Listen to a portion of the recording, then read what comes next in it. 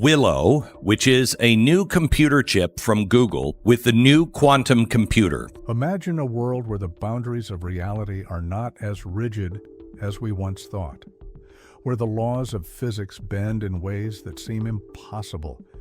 Now, what if I told you that a quantum computer, a machine designed to process information at speeds beyond human comprehension, has just received a signal from an alternate universe? It sounds like science fiction, but recent developments in quantum mechanics and computational physics are forcing scientists to reconsider the very nature of reality. Could it be that quantum computers, operating on the principles of superposition and entanglement, have tapped into dimensions beyond our own? And if so, who or what is trying to communicate with us? Before we dive into the mind-bending implications of this discovery, let's break down how quantum computers work and why they might just be the perfect instruments for interdimensional communication. Traditional computers rely on bits, small units of data that exist in one of two states, 0 or 1. This binary system forms the foundation of all modern computing. But quantum computers operate differently. Instead of bits, they use qubits, which can exist in multiple states at once due to a phenomenon known as superposition. To make things even stranger, qubits can also be entangled, meaning that two or more qubits can be linked together, even if they're light years apart.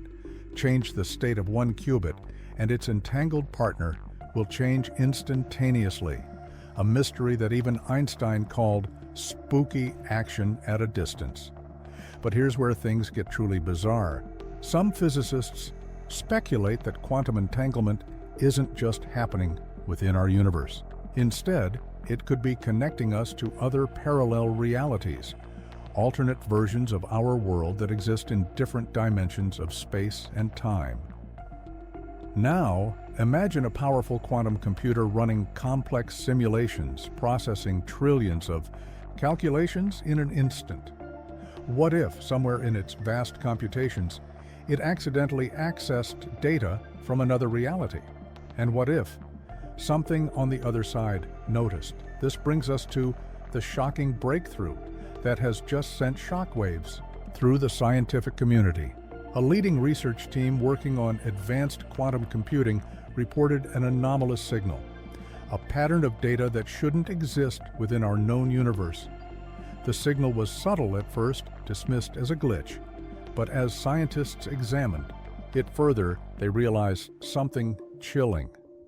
The data appeared to be structured as if it were an intentional message, but who or what sent it? At first, skepticism ran high.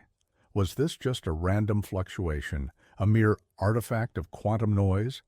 But the deeper researchers analyzed the data, the harder it became to dismiss. The anomaly exhibited patterns, not just random static. These weren't errors. They were deliberate sequences, arrangements of qubits that defied explanation within the framework of known physics. To test the phenomenon, the team attempted something unprecedented. They decided to respond using the same quantum processor that detected the anomaly. They sent a carefully structured sequence of quantum pulses, essentially a coded message, back into the system. If the anomaly was nothing but noise, their message would dissolve into randomness. But if this was truly a signal from another reality, there was a chance, however slim, that something or someone might answer back. And that's exactly what happened. Within minutes, the quantum processor registered a response. The signal returned, but this time it was slightly altered, as if it had been received, processed, and then deliberately modified before being sent back. The implications were terrifying. Someone or something on the other side had acknowledged the message. Panic and excitement erupted within the research team. Had they just made first contact? Not with aliens from another planet, but with intelligences from a parallel universe? What kind of reality had they connected with? Was it a mirror of our own world, a vastly different dimension, or something even stranger? The next step was obvious. They had to decode the message. The patterns were complex, far beyond any known computational language. But one thing was clear. It wasn't random. It had structure, repetition, and a clear mathematical logic. As scientists spent days deciphering the transmission, a horrifying realization set in. The message wasn't just data. It was an instruction. The transmission contained an algorithm, a set of instructions designed to be executed within a quantum system. But for what purpose? Was it an attempt at communication, a demonstration of knowledge, or worse, a command? What would happen if they ran it? Would it unlock some hidden secret of the multiverse, or would it trigger something beyond their control? One thing was certain. Whatever they were dealing with wasn't random. And it wasn't accidental.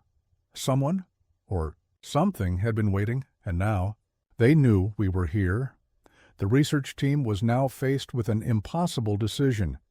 Should they run the algorithm, or should they shut everything down before they unleashed something they couldn't control? Some argued that this was the most significant scientific discovery in history, proof that alternate universes exist and that they could communicate with us. Others feared that blindly executing code from an unknown source, from an unknown reality, was far too dangerous. But curiosity is a force stronger than fear.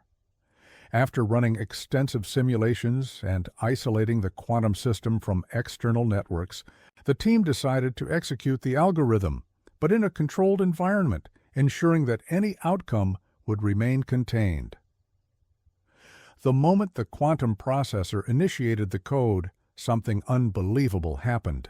The system's qubits entered a state never seen before, a pattern of entanglement so complex that it defied all previously known quantum behaviors. It was as if the computer was being guided, as if an external force was shaping the calculations in real time.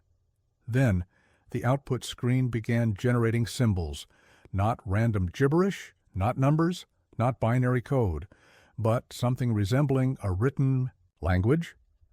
At first, no one could recognize it. But as the characters repeated in structured patterns, someone noticed something that sent shivers down their spine. The symbols bore an uncanny resemblance to ancient languages, some resembling Sumerian cuneiform, others appearing similar to unknown runes found in archaeological mysteries that had never been deciphered. How could an advanced quantum system, designed for high-speed computation, be producing what looked like the writings of an ancient civilization? Unless this wasn't the first time our world had made contact. Was it possible that ancient humans had once received similar messages long before modern technology existed? Had they tried to document what they had seen only for their warnings or their discoveries to be lost in time? The implications were chilling. The team fed the symbols into advanced AI translation models, hoping to find meaning. The results were cryptic, but some words became clear. Phrases like, "The gate is open, they watch, do not answer." And then, in perfect modern English, a single sentence appeared on the screen, "You have been heard." A stunned silence filled the room. If the message was in English, it meant one of two things. Either the intelligence on the other side understood our language, or it was adapting to communicate directly with them. Had they unknowingly sent a signal across dimensions? Had they attracted the attention of something they couldn't comprehend?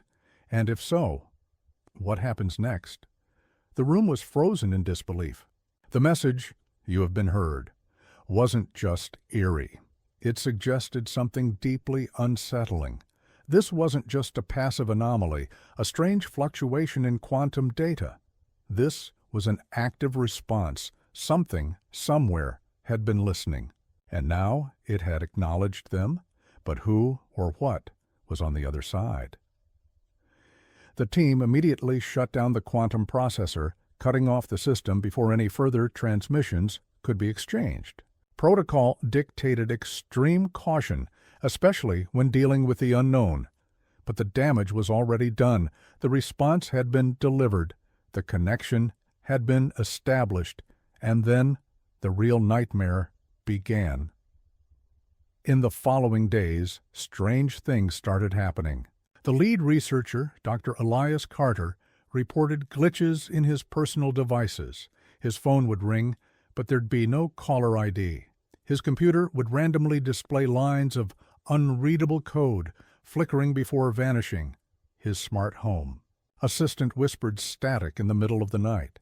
At first, he dismissed it as paranoia, stress from handling what could be the most groundbreaking discovery in history. But he wasn't the only one experiencing strange phenomena. Other members of the research team noticed time distortions. Their watches would jump forward or backward by several minutes. Security cameras glitched, showing footage from moments that hadn't happened yet. Some even claimed they saw shadowy figures in the reflections of their monitors, figures that disappeared the second they turned around. Then came the dreams. Almost everyone on the team began having identical nightmares. A massive structure, something not built by human hands, stretching endlessly into darkness. A doorway at the center, and behind it, something waiting. But these weren't just dreams. One researcher woke up with symbols, the same ones from the quantum message, scratched into his bedroom wall. Another, after a particularly vivid nightmare, found a sheet of paper on his desk covered in the same markings. He hadn't written them. The terrifying truth was becoming clear. Whatever they had contacted wasn't just watching. It was here. The team reconvened in secret. They needed answers. Fast. Dr. Carter proposed an extreme measure, reactivating the quantum processor to send a final message, but not a question, not an experiment, a warning. They would transmit one last message. Disconnecting. Do not follow. It was a desperate attempt to sever whatever link they had unintentionally forged. The quantum system was powered up once more. The message was sent. For a few agonizing minutes, nothing happened. The system remained quiet. Still, then, the screen flickered. A final response came through. We are already here. Panic spread through the room as those final chilling words appeared on the screen. We are already here. Some of the researchers bolted from their seats, their instincts screaming at them to shut everything down, to erase every trace of the experiment. But deep down, they knew. It was too late. The quantum computer, despite being disconnected from external networks, continued running calculations on its own. Data streamed across the screen. Impossible data. Readings that defied known physics. Some of it didn't even correspond to anything in our universe. Dr. Carter stared at the figures, his pulse hammering in his ears. This isn't just communication, he whispered. This is integration. Something wasn't just reaching out. It was crossing over. The lights flickered. A deep, thrumming sound vibrated through the walls. The air in the room felt wrong, thick and heavy, as if space itself was distorting. Then, without warning, the quantum system overloaded. The screens went black. The processor fried itself, smoking as sparks flew from the hardware. The system had shut down, but not before something got through. For a few agonizing seconds, the research lab was silent. Then, a single sound, a knock, not from the doors, not from outside, but from inside the server room, slow, deliberate, impossibly deep. Knock, knock, knock, nobody moved, nobody breathed, and then the security alarms blared, the facility locked itself. Down. Something had changed. The world outside the lab felt different, as if reality had shifted by the smallest, most imperceptible fraction. The researchers scrambled to evacuate, but for a brief moment, the glass walls of the server room reflected something else. A place that wasn't their lab. A place of towering structures, endless dark corridors, and something standing there, watching. But when they turned to look directly, there was nothing. The incident was quickly classified. The research team was split up, reassigned, sworn to secrecy. The facility was quietly shut down. The quantum processor was dismantled. Every record of the experiment was erased, but those who had been there knew the truth. They had made contact, and somewhere in the spaces between worlds, Something had answered, and it wasn't going back.